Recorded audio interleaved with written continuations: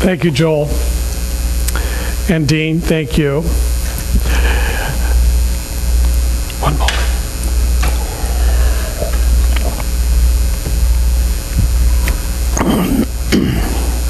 Whenever Dean gets up and begins to speak, I always hold my breath. It's like, okay, where will he go?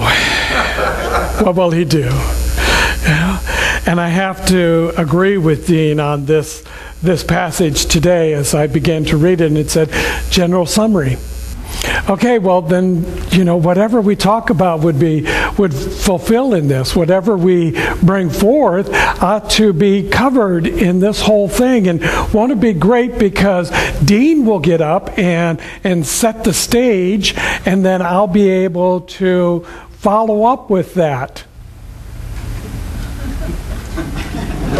Okay, so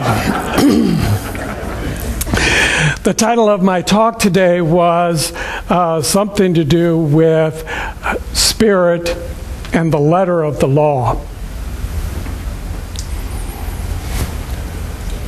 There is a universal law by which all of us are operating within the universe.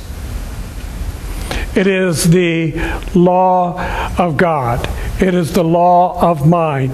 It is the law of attraction. It's the law of circulation. We call it so many different things.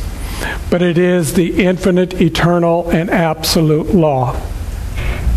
And here's where science of mind comes into play with so many of these things.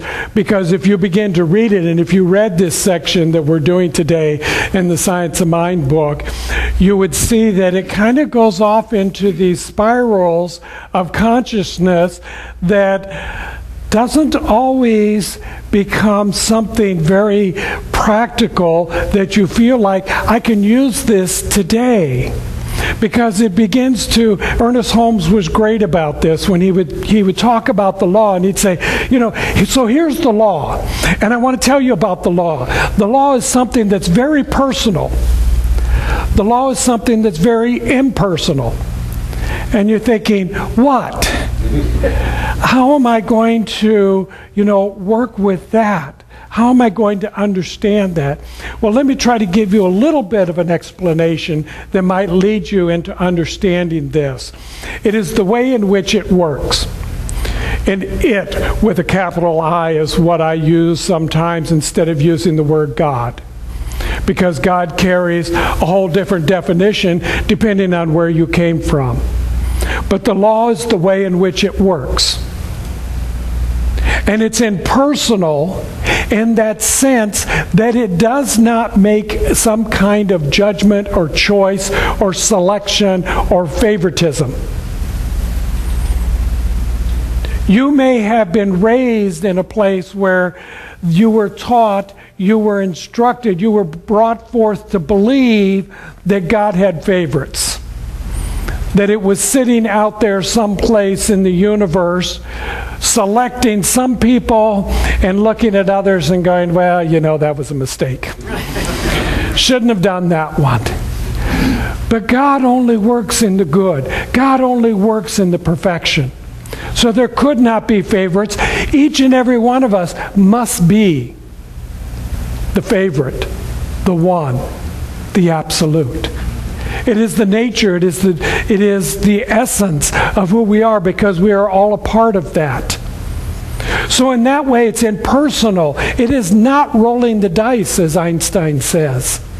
It is not just like a crapshoot trying to decide, who's going to make it and who's not going to make it. Growing up, when I was in high school, I always had some challenge with this idea that before the next football game or basketball game or something, we would all gather together in the auditorium, and they would come in and they would lead a prayer that our team was going to win. And I was thinking, they're doing this at the other high school also, and God has to make a choice. Who's going to win today? Who's not going to win today? Who prayed the hardest? Who prayed the longest? Who was the most intent in their prayer? It didn't make a whole lot of sense to me. And I couldn't quite understand it as they were directed. But I was right there. I was trying to make it work. I was doing my prayer work. I wanted something, and I was praying hard. I was on my knees. I was begging. I was beseeching. I was pleading. I was bargaining. Oh God, if you give me this, I promise I'll make my bed every day. I still haven't fulfilled that. And sometimes it works, and sometimes it doesn't. So was God listening or not listening? Or was God busy doing something else? She was taking care of the laundry. I don't know. But as I began to understand this after I moved into Science of Mind, I began to understand that there's an impersonal part of the law that's not making choices, not making decisions, not making some kind of favoritism. It was me. I was the one that was making judgments. I was the one that was making some kind of choice. I was the one that was deciding whether it was going to be good or bad or indifferent. God only knows good. God only knows perfection. God only knows the truth. So that personal part of it, the impersonal, there is no judgment.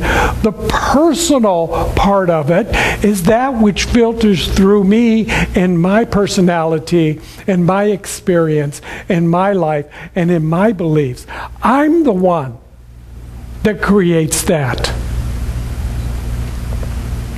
So as I begin to understand that, as I begin to use this law, because now I knew that there was a law. I was absolutely convinced that there is a law, that it works for everyone, that it works all the time, and it's really based upon where I'm coming from with it. And this is what we teach our students in practitioner class. It's about where are you coming from. It's like what's in your mind. What are you thinking of? If someone were to come to you and you are the practitioner and they say to you, I would like for you to do prayer for me in order to get beyond some condition, some illness, some disease, something that's not working in my life. And as the practitioner, if I'm sitting there and I'm going, yeah, you're really screwed up, it's not going to work. Because I've already set into my mind some judgment, some condition. I've already put the law into work, and I have supported you in being in that same place. So as a practitioner, I have to step back out of that. I have to get out of my personality. I have to get out of that thing that's called, the small self, the little Michael. And I have to step into that greater self, the greater I am that knows only perfection, that knows only wholeness, that knows only truth. I have to look beyond the condition. The condition may be very real to you. It is your experience. But the truth is something greater. And it's to the truth that we want to get to. It's the truth that we want to grab hold of. It's the law that we want to understand. Because if we understand the law, that it responds to us each and every time, then we can begin to use this law every day for everything. And as we begin to do that, as we begin to use it, and we begin to see life change, things begin to happen. Experience begins to come forth. And sometimes that experience, I realize that I was the co-creator of it, and I thought I was doing my work in the right and perfect way. But I had those moments where I began to lean kind of the other way, and I was like, this is the truth that I want, and if they would just change, it would all be fine. And this is what would happen, because this is where I was putting my attention. And this is where the law was working. It worked.